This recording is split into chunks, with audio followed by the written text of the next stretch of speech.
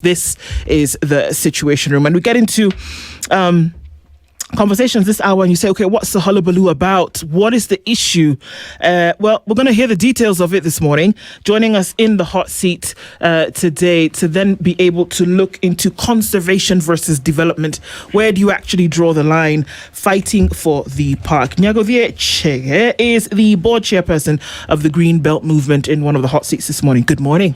Good morning. Delighted to be here. Thank you for being here. Karibu Sana. And also the executive director of Just Act is Akshay Vishwanath. He's also here with us in the hot seat. Good morning. Good morning, and pleasure to be here. Thank you both for being here today, because we're going to have the old age conversation about what do you give up for the other.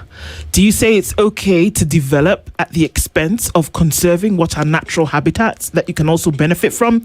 So we're going to get into some sticky waters this morning, but we're going to do it because it's necessary. Before we do that, as you may know, Dennis goes around the African continent every week. He lands in a different African country. He comes back with their proverbs and chocolate. Guess which one you will have this morning? Interpretation. There you go. Yes, chocolates. Monday they're out. Do the other thing. Yeah, but today we are in Guinea. Yeah, and it's a rich country that has bauxite. Bauxite is used for the production of aluminium, but they also have oil, gold, and diamond. It's also considered to be pretty much the water tower of the western part of the continent. But let's get the proverb. When a mother has twins, she must sleep on her back. When a mother has twins, she must sleep on her back. Akshav, we start with you. How would you interpret it? I guess it's a choice of where you show your love. As a mother, you might want to cuddle one if you had one child, but when you have two and they're sleeping on either side of you, you can't quite do that. So you end up sleeping on your back. So how do you share the love is how I would interpret that.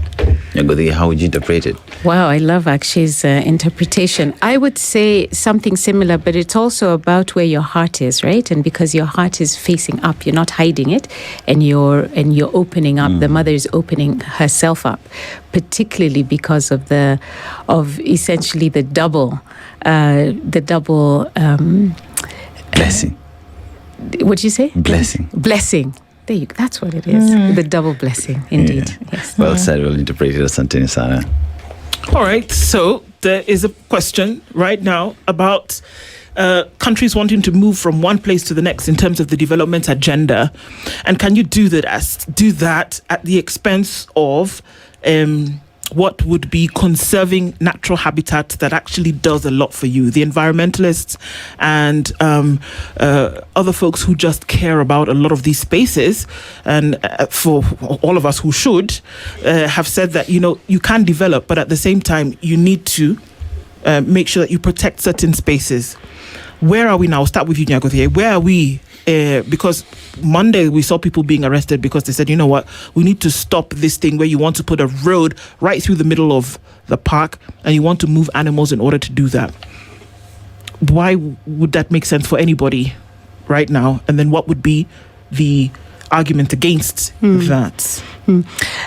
So maybe let me back up a little bit and think about one of these, this question, and that even for this morning's conversation, where we are terming it as development versus conservation, and if I may, I'd like to suggest that I think it's actually a false choice that we're being asked to make. Absolutely. It's an unfair choice. It is not only unfair, but it is a false one. Okay. Right? Because I do not think that we necessarily have to say that the only way that we can advance and we can progress is, and by that I mean when we think about that, we think about the physical development, right?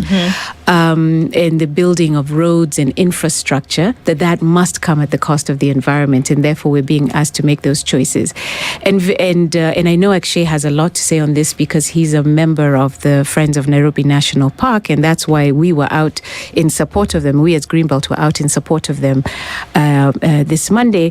But I would say if even for those of us who have had the great opportunity to travel outside Kenya and some of it to our neighboring countries and some of it to these other countries, Singapore, for example, Europe and the US. I know frequently we have folks telling us about Hyde Park and Central Park. One of the things that we know is that in these countries, they are actually trying to reclaim infrastructure in order to turn it green. And these environments, particularly in cities, is where we see that there is a much healthier lifestyle in living standards for the residents in the cities. So what we do is we see development as including healthy, clean, natural environments. That is part of what development looks like. And it is not just about, high-rise buildings and concrete floors and paved roads and sidewalks. Yeah. Actually, when you look at conservation, especially, let's talk about Nairobi National Park, as it were. We have just been given an example of what other cities are doing to reclaim their position and go green, That means that development and conservation can exist peacefully. So no one has to suffer in all this thing called development. But if that were to be taken away from the dwellers, the residents of Nairobi and Kenya, what would that mean and what would that look like in terms of quality of life that the residents have? Right. I mean, even the fact that you mentioned the point, development and conservation in that way, again, points to the false choice that Nyaguti is mentioning. Because development is actually advancing on many different things at the same time. Development is just not a financial improvement, right? You wouldn't ever say, should we have development or freedom of the press? You wouldn't say, should we have development and human rights, right? Like, development is advancing human rights, in advancing rule of law, advancing the economic status, advancing the environmental status. That is development, when you do all of that together properly. Right, so this conversation about development versus conservation is actually a very false argument, and it's one perpetuated precisely to allow things like this to happen. What we should be asking is, like, as a city, for example, what is the optimal way we want to grow as a city so that, for example, it improves mobility? We have better mobility in this country. Do we have better recreational spaces and green spaces? And Nairobi National Park is one of those spaces, but it's not the only one, right? Yes, because it has a greater status as a national park, it's globally renowned, we have charismatic wildlife in it. Yes, it has a certain unique status, and it's very central to Nairobi's identity as a city. I don't think you see any advertising around Nairobi, whether it's starting from the airport, JKIA, to the city, Safaricom, whatever it is, you look at it, that imagery of Nairobi always has the Nairobi National Park in it. It's very central to identity. So it's an identity question, number one. But in terms of quality of life, I think the issue we have in Nairobi is we actually have a lot of green spaces, but they're so concentrated so that only a few elite enjoy them, right? You think of how many parts of Nairobi actually have no green space at all. There are other parts, even wealthy suburbs of Nairobi, that are green because that green exists on people's private property. Will you go to Runda? Do you go to Karen and see a public park there? No. You don't. So the idea that Nairobi is developing because we're constantly building, but what we're actually doing is reducing the public spaces and, more importantly, public goods in Nairobi across how we think development is happening. And that is what we should be talking about and against. Development is advancing on all fronts, including the environmental one. That collectively is development. What would be the rationale of anybody putting up a monstrosity of a construction that just happened to go through one of these spaces? What would be the rationale behind that? And I'm not even playing devil's advocate. I'm saying, for those who are saying that this is the location where we would want to do this and would attribute it to development and saying that we need this to move people from point A to point B or move goods or whatever the case may be, what would be the rationale from your understanding of why they would choose to do this? I mean, I can certainly say a little bit more about the work that we've been doing very vocally. And I think let me talk about Karura Forest because it is near and dear to our heart. And Akshay can say a little bit more about what could be the rationale for the construction that's being proposed at the national park. Let's just go back just a couple of years ago, where the government announced that they wanted to excise 51.64 acres from Karura Forest for the expansion of Kiambu Road. So there is their answer, right? And any of us who have been on Kiambu Road in the morning or in the evening during rush hours, we know what that's like, right? And so it's reasonable. We say we've got to be able to find a way to get people to where they need to get in a way that's faster, more efficient, right? So one answer is let's expand the road. At Greenbelt and with some of our other partners, we said, let's think about what some of the options are when it comes to the expansion of the road. So first of all, we're saying you need to expand. What happened to the road reserve, right? You need to expand. Where has been the consultation in terms of ensuring that there's public participation from the interested stakeholders? That includes the Friends of Karura Forest, who are the CFA, co-managing the forest with Kenya Forest Services. What about what we've been promised time and time again of rapid bus transit, being able to provide a public transportation that is cleaner and greener, right? Where does that fit in? And when we presented these questions in court a year ago, the judge, Justice Omolo, sided with the argument that indeed, both because of procedural matters, and especially because of procedural matters, right, the government had not followed the regulation as was needed in order to be able to proceed with this excision, right? And that we cannot forget that is a requirement of our constitution and our laws, that when the government has a proposition to excise our forests and our natural resources for ostensibly the benefit of the public, then it needs to come and consult the public and confirm that. And so, yes, there are questions around how could we improve the standard of living, as Akshay was saying, of Kenyan citizens, of residents in Nairobi, by causing the least harm to the environment. This is the precautionary principle, right? Which is in our books, which is in our laws. And the government is required to observe the precautionary principle, which says if there is a real risk that there's going to be significant harm to the natural environment, then we are required to take the path of least harm. Actually, Friends of Nairobi National Park, as we live at the moment, there has been extreme cases, rather enough cases we've had of human-wildlife conflict. And if you just speak to conservationists, they'll tell you it's because we have encroached on property that belongs to these animals. You know, you talk about animals being spotted in Rongai, it's because we have gotten into their spaces. Today let's talk about development as a holistic matter. You mentioned about roads. One would ask the question, even as we talk about accessing Nairobi National Park, why are we not looking at conserving this in matters of even vehicles accessing this park? Why don't you have them to be EVs, cleaner for the animals, cleaner for everybody who's getting in, so that when you talk about development, everybody is involved in this conversation. But even while at it, question is there, why are you given enough time for public participation so that as we are building whatever it is we want to build in that park, because we are not clear, maybe you can tell us what it is that we want to build, was there participation for Nairobi residents, for Friends of Nairobi National Park, to give their views before that construction takes place? Specifically to that very question, no, there wasn't. Okay, KWS will say that yes, we had one public participation meeting. They sent out questionnaires, etc., to get inputs, etc. What we have to ask ourselves is two questions. Number one, did what they carry out meet the threshold set out by the Constitution and by the relevant laws?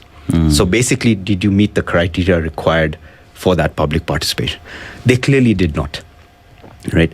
Saying you did one participation meeting is not what is in the laws. They had to have several such meetings. They had to have published the draft EIA, the Environmental Impact Assessment Report. When they publish it, meaning publish it in a gazette notice, so the whole public is aware that this document is out. They should be given 30 days to submit comments. After those 30 days of comments, a draft is redone. We should have had another set of public participation meetings on that draft, etc. None of that was done. In fact, the vast majority of this public participation exercise was done within their own staff. There was very little public awareness about such a project, almost no invitation to the main stakeholders to come into the public participation meetings. So basically, it was a very, I would say, lackluster and rigged kind of public participation in order to tick a box and say, yes, we got people to talk about this meeting, and 85% of the people supported it. But was it done with the right intent? Because the intent behind public participation in our laws and in our constitution is not to say we just gave you information and told you about it. It's actually to invite the quality inputs from the public, whether it's the general public or very direct and specific stakeholders who are concerned with that activity, to give real inputs, to get the best development outcomes you were asking about earlier in that project, right? So when you use public participation as a tick box, and you don't even meet the legal thresholds for that, you can't say you've done public participation. What you did was, perhaps at best, and I'm being very generous here, you've done public information sharing. That is different from public participation. Akshay, what has been constructed, or what are the proposals? Because we are having different versions. Yes. It is a hospital for the animals at the orphanage, or is it a car park? Yeah. Who's telling what? Who's telling the truth? What exactly has been constructed there? It's actually both, Okay. right? So let's take a step back. What is an orphanage? Ideally, an orphanage is almost like a rehabilitation center. When you come across sick animals in the wild for whatever reason, naturally, or some harm has come to them, some illness, some whatever it is, they are brought to the orphanage and are meant to be treated, rehabilitated, and given back to the wild, rewilded. In some cases, the injury, the illness, or if it's like a young animal that's been abandoned by its mother, there's no real hope for rewild. Like, they would not survive in the wild. So then the orphanage becomes like their permanent home to live out the rest of their lives. But the primary goal is the treatment and giving them, putting them back in the wild, which is the hospital you're referring to. So yes, you have to have facilities to keep them, to house them for the period they're in the orphanage, and then you have to have all the medical facilities and care facilities. No one here on any side of this debate is arguing the need for that. We do need the orphanage for that purpose, rehabilitation, treatment, etc. The current facilities are not adequate and don't provide the animals the kind of welfare they need. No one's arguing about that. What we are arguing about is why this specific site within the Nairobi National Park was chosen for that. Why are we giving up space from prime natural wild habitat to create a facility for caged animals? You could meet these objectives of an orphanage by building it anywhere in the city, for that matter, anywhere in the country, without taking away from natural wild habitat in a gazetted protected area. That is the contest. What we're contesting. It's not about the orphanage. I think KWS is making a huge mistake by saying, we just want to improve the welfare of animals by building this. But the question is not, do we need that facility? Is where it's being built, why it's being built in that particular place, and how that decision was arrived at to build it there. Which comes to the second point, the parking lot. The parking lot is part of that development. But our contestation is actually, the reason they're building that parking lot is to serve the Bomas International Conference Center. But there's no way the government would come out and simply say that we are taking away land from this national park to build a parking lot for this other facility. So what they're doing is using the orphanage to say, we're building this orphanage in this new site, which was never agreed on. with this parking lot at a capacity that an orphanage does not require, because it serves the other project. What's the capacity? Yeah. So the siting, the location of this new orphanage and the size and scope at which it's being built serves a different agenda. And that is what we're trying to bring out to the public's attention. And we really hope that the public understand and follow that. And just if you allow me just to bring an analogy into this, when you talk of the debates around this conservation, development, etc., we have to just think back to what happened with flooding in Nairobi. There are laws around riparian reserves, right? We never have a debate in public about should we, bend the rules a bit to build because it's conservation versus. We know we shouldn't be building on riparian for various reasons, lack of development controls, corruption, etc. That happens. But then what happens? We have a flood, right? It's the same thing with the national park. It's not a policy debate. When you set rules around a protected area, you're saying these are the boundaries of that protected area. It should be free from development, etc. You might have some spin-off activities that complement that status, so tourism, for example, visitation, etc. But you do not bend the rules and start building in there. That's the whole, I think with all these debates, that's the issue, right? Yeah. As a country, we have rules, we have laws, we have policies. Why don't we just follow that? These debates, these controversies come up because we're trying to bend the rules around these things. And that's why, for example, all these controversies, even what Nyaguthi has mentioned, when she talks about the judge siding and saying procedurally it was wrong. Why was it procedurally wrong? It's because we were not following the law. There was an intent not to follow the law. And if you had followed due procedure, there's no way you could have gone ahead with those projects. Interesting. So the the KWS, the Kenya Wildlife Service, is under the Ministry of Wildlife and Tourism, right?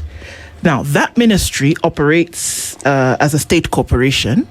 Rather, KWS operates as a state corporation. So it's got its mandate, right? Its primary mandate is to conserve and manage wildlife in Kenya and enforce all related laws and regulations. It might also interest you to know that as of yesterday, you've just gotten a new PS in the name of Julius Bitoko, who was moved from education. He's the man now who's going to be operationalizing all of these things that we talk about. This issue of the parking and such.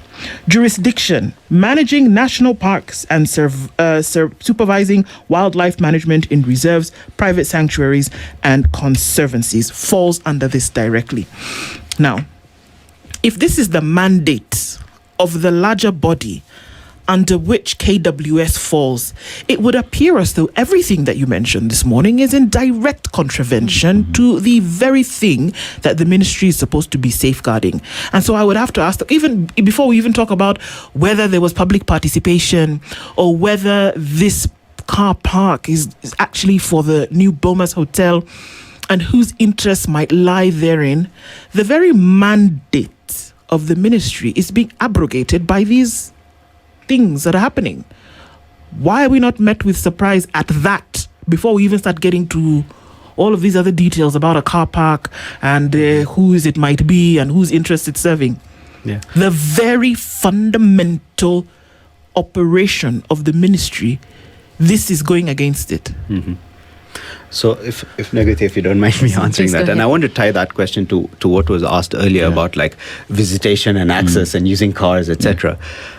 I think even just the way that ministry is structured speaks a lot about how wildlife and conservation is thought of in this country, because it's in the Ministry of Wildlife and Tourism, right?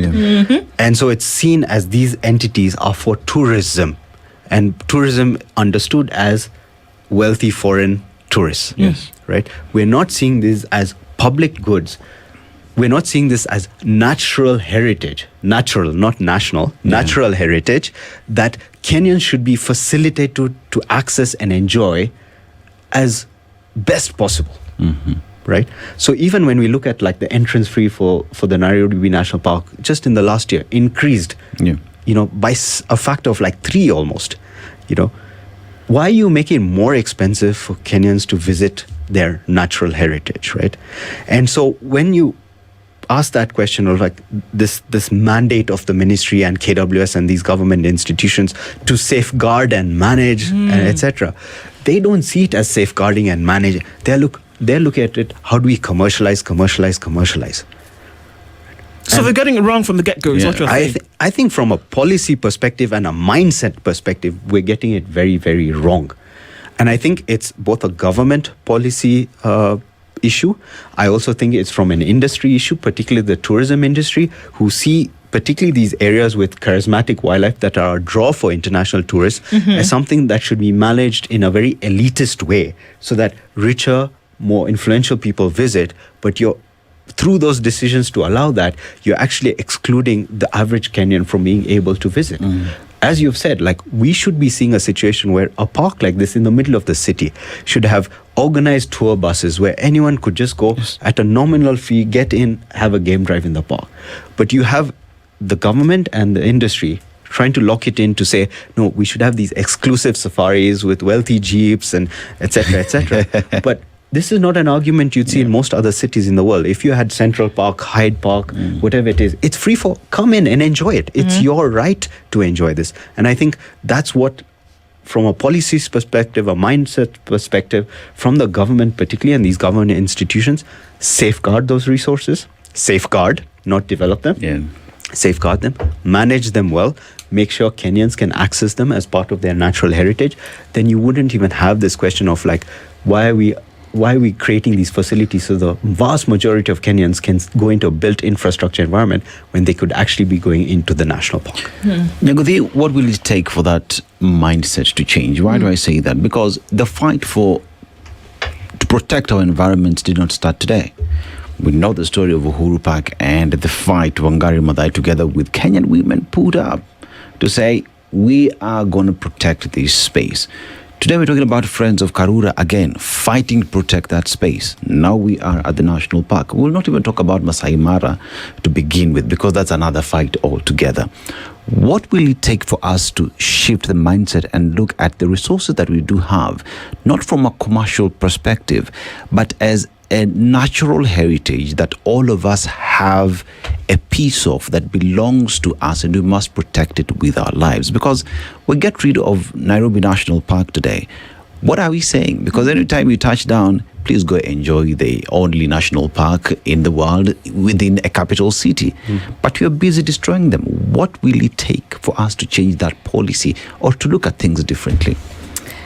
Listen, Dennis, I think we have our answer, because when I look in the forestry space, which is a very particular area, segment, but also looking at the environment more broadly, we have the blueprint that we created over 20 years ago. So let's take a look at, there was the huge fight, as you were mentioning, Greenbelt has been around for nearly 50 years. And Professor Maathai, the founder of the organization, was very, very clear in terms of telling us, think about your rights to your environment and what you, as an individual, we started with the rural women, the barefoot foresters, right? In terms of thinking about their own environment, what does it take to protect their environment, and also directly to make sure that they're benefiting from the protection of the environment? So that link was made very clear. Then, after she became the Assistant Minister for the Environment, after the elections, when we had our new dispensation, and she was elected. This was in 2002. In 2002, when she was elected and appointed Assistant Minister for the Environment, there was a huge push to think about how do we, quote unquote, do forest protection, forest management, which led to the Forest Conservation and Management Act at that time. And then KFS was created to work with communities to protect the environment. This is not a competition, between the government which are the custodians of the natural environment, and the communities who, especially those who are adjacent to the forests, but not just them. All of us, as the Constitution says, we have an obligation in the Constitution as the citizens to support the government in the protection of our environment, so that we can all achieve and attain the rights to a clean and healthy environment.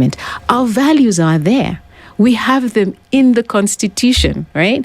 So like Akshay was saying, is that what does it take now to ensure that we are realizing our right to a clean and healthy environment, that we are holding our government officials, both the elected ones and those in the public service, to meet and to implement the laws and regulations as they should be. So what it also takes is for us as Kenyans, one is a sense of an awareness, right, and an understanding, and two, to remember this conversation that we're having again today is coming back. This is what we were talking about 25 years ago. So that means that we do not let our guard down. It doesn't mean we take anything for granted. It means that it is a recommitment of Kenyans every generation to ensure that we are talking about and investing in and committed to protecting our environment, because we both believe that this is a right for all of us, and that it is also an obligation to protect our environment, not just for us, but for our children and their grandchildren and their grandchildren. Can I add something to that? I mean, I think the what happened in Karura Forest, not the recent tree nursery development controversy, but the previous one, the takeover from Friends of Karura Forest of the management of the forest. When you look at it, the root of that was the resources coming in, right? People paying their entrance fee and coming in, and who has control of that? Of course, there are accusations that, money was not managed properly, etc., etc. But when I look at that and I realize, if a government was keen on safeguarding, managing these natural resources and having them protected for Kenyans, then would the government say, actually, we're taking over because we feel Kenyans should not be paying for this? We want to use taxpayer money to maintain this forest and make sure Kenyans get in free. They didn't do that. They took over because they saw money was coming in. If Karura Forest was as it was 25 years ago and no one was visiting, would the government have done a takeover and said, we want to manage this and make it better for Kenyans, So that's, you understand the thinking behind that. It's not about service delivery to Kenyans. It's not about improving their quality of life. It's control over resources and how those opportunities are created for a few people. Okay, so there's a mandate. There are obviously things that are going. There are people who are protesting, but the thing is going on. So it's clear that whatever is being said is not being adhered to, but that there's an umbrella understanding that these spaces need to be protected, but they're not being protected. So what are we really doing? That's the nitty-gritty here. That we have conversations, people protest and get arrested, but that it still continues as though those things never happened. So we're staring at impunity. That's very clear. So then the question becomes, what then must be done next? From where you sit, from both of them, we start with you, Nyagovi. What needs to be done? Because the construction did not stop on Monday evening. If we wake up this morning and we go and see, it still continues. There are still people signing checks, there are still people doing things, and that those spaces continue to whittle away. So what needs to be done? Because it's going to be Cement City in a minute. Right.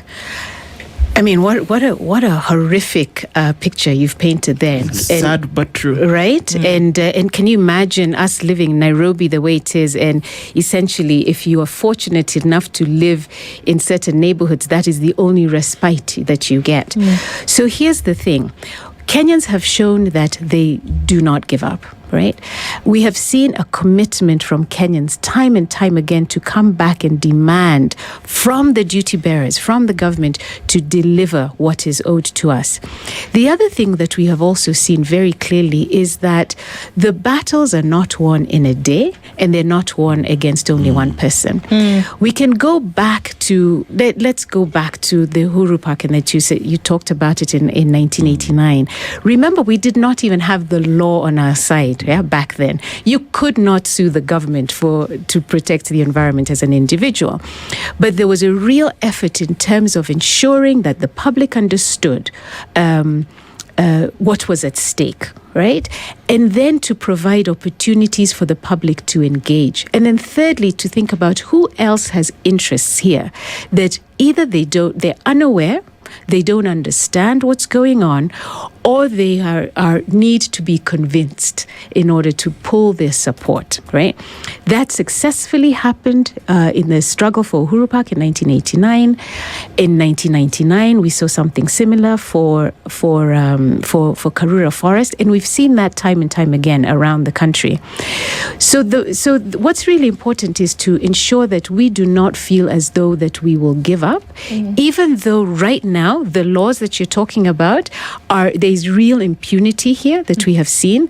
We are seeing, as we know, that there's a conversation about what is happening in Imenti. What in the world are we thinking about?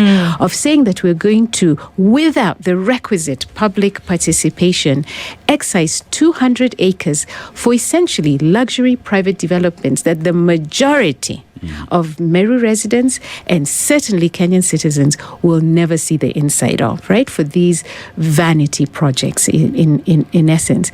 We have just seen pictures last week of it. Apparently it looks like there's new intentions for Uhuru Park, right? And this is what we're hearing about. So I think what's really important is we must recall that we, because of our values, because we believe in our right to a clean and healthy environment, because we believe in holding our governments accountable for what they owe to us, that this is not a fight that we're going to give up on. Our ancestors, when they were struggling for independence against the empire where the sun never set, did not believe, did not participate because they were sure that they were going to win, right? There was no guarantee that they were going to win, but they knew they had to because that was the right thing. That is what we do.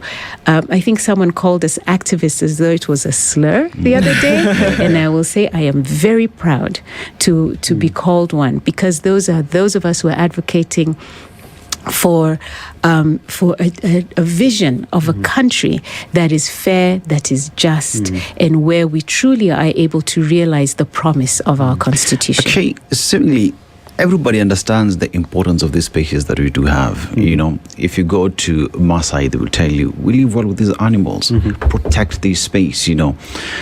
You come to Nairobi, friends of Nairobi National Park will tell you, we'll have this space and we're going to fight to protect it. Go to Karura, it is the same story.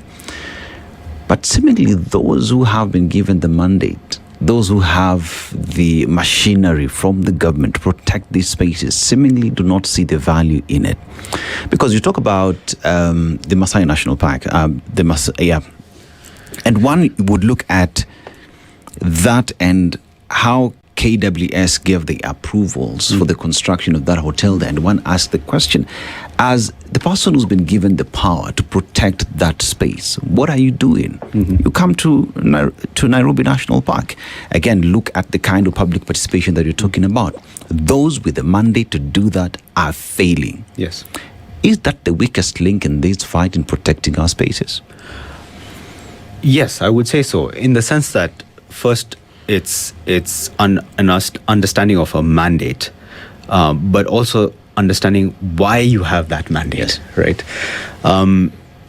They don't seem to understand that. They don't seem to appreciate their mandate in this. In fact, if anything, it seems that many of these institutions are headed by individuals who want to rubber stamp anything that comes from the executive, right? They don't understand their job is actually to be the counterbalance to some of those political decisions and say, oh, I am in charge of natural resources or a national park or a forest. And if a decision or a proposal even, let's not even say a decision, a proposal comes my way, I have to look at what the mandate is of my office, of my institution, and say, in the interests of that mandate, how do I respond to this proposal? And so even if it's coming from the highest levels of government, they should be that stop and say, hey, actually, the laws say this, and therefore this proposal can't work. Or if it's legally okay, policy-wise, is it still the right decision to be made? What we have in Kenya is these government institutions are not being the counterbalance to these issues. They're being the rubber stampers to these issues. So they're not carrying out their mandate. And I think part of the reason of that is beyond the politics and political survival for a lot of these individuals heading these institutions, is that I think there's a general mindset in government that public land, whether it's forests, national parks, etc., belong to the government. And what they don't realize is when we talk of public land and natural resources, those institutions manage those resources on behalf of the Kenyan public. And they need to be accountable and transparent to the people of Kenya around how they use those resources, how they manage them, how they protect them, and how they develop them. That understanding is completely missing. And I think that is why you see such a almost fictional attempt to engage in public participation and come up with these proposals, because they don't understand that. This is not their property. It's the property of the people of Kenya, and they have a mandate to be accountable and transparent to the people of Kenya on how they carry out their roles with respect to those resources. What's going to move this needle? Because you could argue that you could spend all your time, we could all, have spaces whereby we speak about such things. There can be public engagements, people can come and have debates and share, but without the fundamental mind shift, that some of these things will not happen. And so many say the mind shift may not take place, so what you need to do is remove the person. And this is now where politics plays with some of these policies in the same space. So can we tie some of these things to then the importance of who you put in positions of leadership when it then comes to other issues and how they play out? That when you're at the ballot, you're not necessarily thinking, okay, so what I'm voting for is to make sure that the person who is sitting there is going to make sure that there's no park that's built in the middle of... You're not thinking that when you're voting. What you should be thinking is, whom am I going to vote for that is going to ensure everything constitutionally is going to go alongside sovereignty of the people, protection of the people, securing of livelihoods and anything attached to that. So how do we combine these things to work in the same space, whereby you realize that none of these things operate in isolation? Yeah, no, I think that's such an important point, and we actually do see that in our world, right? And I will, I'm not sure how many people remember this, but when we had the campaigns to educate before we passed the 2010 Constitution, there was a lot of activity from civil society, and us as Greenbelt were very, very active in actually going out amongst the communities that we worked with to try and explain what this Constitution was about, how important it was that the chapters within the Constitution that were directly and also indirectly connected to our interests were there, to explain why that mattered. So when the referendum came, right, our Constitution passed. It wasn't 100%, but it was a very clear, distinct majority, because that Constitution, our Constitution, reflected the will of the people. Now, absolutely correct that there is a connection with who we have three arms of government, right? We have the executive, we have the National Assembly, our elected officials, and we also have the judiciary, right? And we have this similarly replicated at the county level. What is so important, and this is some of the work that we are doing both at GBM and also at the Wangari Maathai Foundation, is that we are ensuring that we're helping educate the next generation of leaders, right?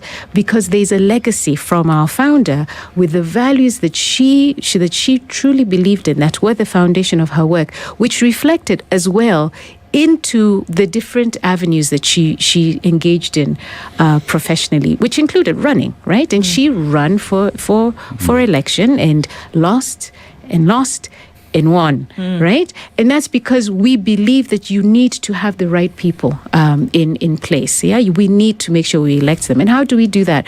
Part of this is ensuring that, one, that we do not shy away from electoral politics. I remember when Professor Maathai first started talking about running for office, and several of us were like, oh, but that's, what do we say about politics? Politics is dirty. Why would you want to get involved in that when you're so pristine? We need to move away from that, yeah?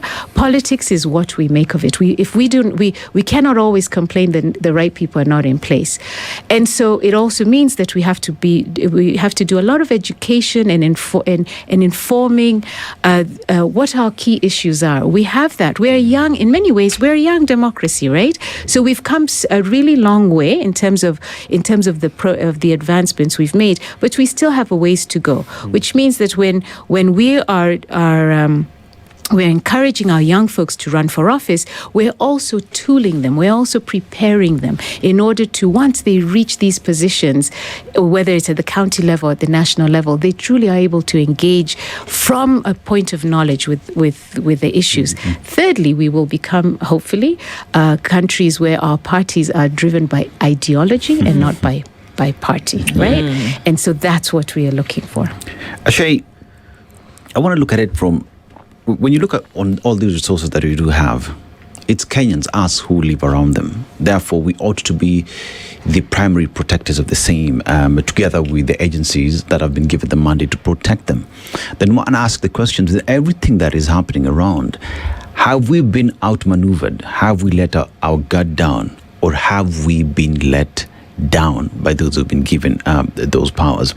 And that notwithstanding, then, with what Nyagudi is saying, we cannot afford not to let our environments not be part and parcel of conversations whenever we get into political silly season. You know, because if someone comes to vie, say, in next to Karura Forest, then questions would be, what is your plan around protecting our space? Anyone coming to Langata or Karen constituencies, what should be the plan? Because then the people should form the agenda for them around resources that we own. Do you reckon that would in one way or the other contribute in the overall change on how we look at these resources? Exactly. The first answer to your question is yes, we've been let down. Okay. We've been let down, for sure. But we are only let down when you talk of specific instances like what's happening in Nairobi National Park and what's happening in Karura, etc. But when you put it all together, not only are we being let down, but we allow ourselves to be let down. Okay. All right. And that has to shift. So when people use the term activists and stuff as a slur, actually I would say all Kenyans need to be full-time activists. Okay. It is our civic duty to be full-time activists. You don't have to fight every single issue because, you know, we're human, we have only certain bandwidth, but you'll have things that concern you, right? So you might have, as a parent, you would have concerns around education because you know your kids are going through the education system, and a broken education system does not help those kids, doesn't help that household, doesn't help the society, right? That might be an issue you fight in, but you put yourself all in. I think what we have a challenge here is two things. One is, you know, you talked about elections and how you choose someone. You know, that's just one part of that whole system, right? The day you choose someone, you have every right to choose someone who feel will best further your interests, whatever it might be, right? Once they get the job, how do you make sure they do their job? That's where we fall short. And that means, being informed about what's happening. So, you know, these conversations is not just us having conversations, you know, because a topic flared up on Monday. No. It's people should be aware, hey, the people with these mandates, the people who make decisions, the lawmakers are going on this trajectory, and I should be informed about what's happening so that I convert that knowledge and hopefully public anger into political pressure to get the right things done. Right? And you would find many ways to do that. Everything from a simple action as sharing information from your phone on social media, to writing your thoughts about it, to influencing a circle of friends or family you have around you. You know, you can start from the very basics, and of course you can go right to the top where you're managing a stakeholder group like Friends of Nairobi National Park, managing institutions like Greenbelt Movement or Just Act or whatever it is. You find ways to exercise your rights as an active citizen, be that full-time activist. That is actually our role and our duty as Kenyans. And so when we see bad decisions being made like this, we should take action. And to your earlier question, you know, you were asking like, yeah, we did the protest, it's impunity, they're still constructing. It's because we have to move from just the conversation and highlighting to issue. What are the tangible routes we're taking to have political pressure and action? So, for example, the Bomas International Conference Center itself has been flagged as illegally procured by the Auditor General. This was months ago. Yeah. You ask yourself, why aren't the The lawmakers... declaration is by the Auditor General, Yes. and not the acquisition by the... Okay. No, the Auditor General said the way this conference center was procured in terms of like the contracts for construction and how it was developed, the whole idea around it was illegally done. Yes. It did not follow certain rules around financial management in this country. If that project is the one leading to this car park in Nairobi National Park. The question is, you see how everything suddenly becomes interrelated. Conservation is not, the issues in conservation are not for conservation alone. They're tied to the broader political challenges, governance challenges in this country. And so you have to target everything in that holistic way. So when you now talk about how do we tackle this issue because there's political pressure, you start asking the questions. The Auditor General flagged this. The Parliamentary Committee on Finance and etc., why did they not take it up and question this project? How are we allowing one illegality to lead to another illegality, which is then taking away our natural heritage in Nairobi National Park? Indeed. Right? The same way some of those decisions take away freedom of press, freedom of speech, other human rights, freedom of assembly, other economic rights, the corruption, all of that. It's all tied together. So we need to first be informed as people, convert that public knowledge into action, hold our lawmakers to account, not just the guy at the top. Why is your MP not saying something about this? Why, et cetera, your MCA, whatever. We have to go to the court and ask the courts, hey, this is the law. The mandate of the court is to ensure the law is followed and our rights are protected. So we need to present the legal arguments around this and say, okay, can the court pronounce himself of whether this is legal or illegal? And if it's illegal, it's stopped completely. Yeah. Remember, you only need one illegality to stop something. Indeed. Exactly. So you don't have to have a whole raft of things. If they've procedurally not done something even on one aspect, this project should be put to a halt. We have to put public and political pressure. So how do we petition the Senate, etc., to look into these issues and ask these questions and make sure the government is held to account? And by that way, the people are holding government to account. It takes a collective conversation, but then engagement across board for everybody. And that's why it's important that we talk about these things.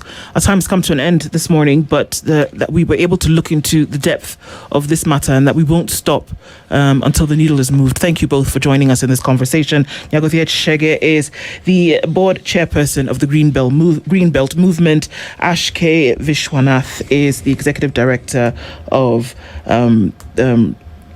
the executive director of Just Act, and have both joined us this morning. Thank you for being part of this conversation with us this morning. Thank you very much.